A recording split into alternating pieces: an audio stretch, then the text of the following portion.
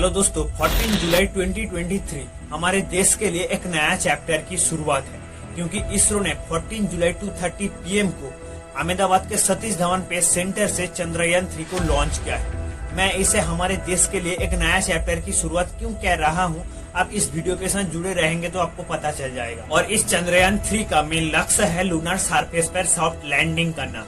चंद्रयान 3 जिसे चंद्रयान 2 का follow on mission कहा जा रहा है, क्योंकि 22 जुलाई 2019 को जब चंद्रयान 2 को लॉन्च किया गया था, तब ऑनबोर्ड कंप्यूटर प्रोपल्शन सिस्टम की प्रॉब्लम की वजह से लैंडर लूनर ऑर्बिट में घुसने के बावजूद लूनर सरफेस में सॉफ्ट लैंडिंग करने में असफल रहा था। लूनर सरफेस से सिर्फ 2.1 किलोमीटर ऊपर इसरो के साथ इसका संबंध टूट गया और ये खो गया।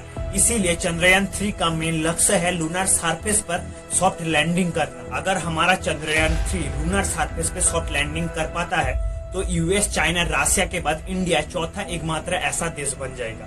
ये नहीं कि बाकी सारे कंट्री ने ये ट्राई नहीं किया, बाकी सारे कंट्री ने ट्राई किया, लेकिन लूनर सरफेस पे सॉफ्ट लैंडिंग करना मार्स सरफेस पे सॉफ्ट लैंडिंग करने से भी ज्यादा खतरनाक है, ज्यादा चैलेंजिंग है। आइए समझते हैं लूनर सरफेस पे सॉफ्ट लैंडिंग करना इतना ज्यादा चैलेंजिंग क्यों है, और अगर ये लैंडर सॉफ्ट लैंडिंग कर पाता है तो ये किस तरह से काम करेगा। Chandrayaan 3. Chandrayaan 3 Spacecraft aims to land softly on the lunar surface and explore it with a rover, ahead of India's ambitious space program. चांद पर सॉफ्ट लैंडिंग करने के लिए 15 मिनट की टाइम ड्यूरेशन में लैंडर की इंजन को सही समय पर सही ऊंचाई से छोड़ना पड़ता है, सही स्कैन करना पड़ता है, क्योंकि लूनर का जो सरफेस है उसमें बड़ा बड़ा होल्स है, माउंटेन्स है, बोल्डर्स है, क्रिएटर्स है, और ये पूरा प्रोसेस ऑटोनोमस है। इसका मतलब इसरो पृथ्वी से लैंडर की इंजन को उतारने के लिए किसी भी प्रकार का गाइड नहीं कर सकता है। इसके अलावा मून के कंपैरिजन में अर्थ का एटमॉस्फेयर इतना थिक होता है कि फ्रिक्शन की वजह से स्पेसक्राफ्ट की जो लैंडिंग होता है वो बहुत धीमी हो जाती है। हालांकि चांद का एटमॉस्फेयर ऐसा नहीं है, अगर लैंडर की स्पीड को कम ना किया जाए तो लैंडर कभी भी क्रैश कर सकता है। पहले तो साइंटिस्टों को लगता था चांद में एटमॉस्फेयर है ही नहीं, लेकिन एक रिसेंट स्टडी में पता चला है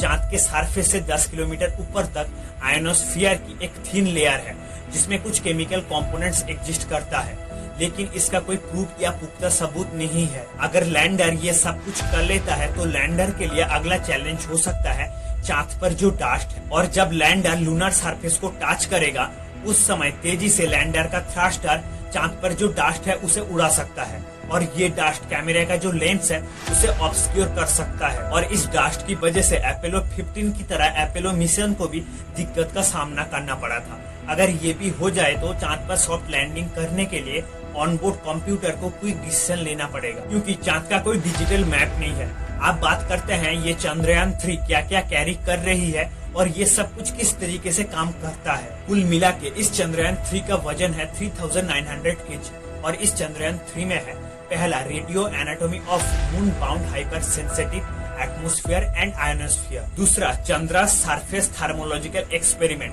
तीसरा instrument for lunar seismic activity, चौथा लेजर रेट्रोफ्लेक्टर एरे रोवर, पांचवा अल्फा पार्टिकल एक्सरे स्पेक्ट्रोमीटर, छठा लेजर इंड्यूस्ड ब्रेकडाउन स्पेक्ट्रोस्कोप, सातवां स्पेक्ट्रोपोलरिमेट्री ऑफ हैबिटेबल प्लेनेट अर्थ। अगर ये लैंडर चांद के साउथ पोल पर सक्सेसफुली लैंड कर पाता है तो लैंडर से सिर्फ रोवर को डिप्लॉय किया जाएगा, जो कि लेजर इंड्यूस्ड ब्रेकडाउन स्पेक्ट्रोस्कोप की मदद से चांद पर पड़ा हुआ केमिकल कंपोनेंट्स को एक्साइट कर देगा, और इस केमिकल से अलग अलग वेव निकलेगा जो कि अल्फा पार्टिकल एक्सरे स्पेक्ट्रोमीटर की मदद से उसे डिटेक्ट करेगा, ताकि मून की साउथ पोल पर सॉइल की जो कंपोजिशन है वो क्या है उसे पता करने के लिए। इसके अलावा मून पर अर्थक्वेक होता है या नहीं होता है उसे पता करने के लिए instrument for lunar seismic activity को लगाया गया है। इसके अलावा इसरो ने इस पर स्पेक्ट्रोपोलरिमेट्री ऑफ हैबिटेबल प्लेनेट अर्थ नाम का एक इंस्ट्रूमेंट को इंस्टॉल किया है, जो कि चांद पर हैबिटेबल प्लेनेट अर्थ को डिटेक्ट कर सके। 23 या 24 अगस्त को अगर लैंडर सक्सेसफुली मून की साउथ पोल पर लैंड करता है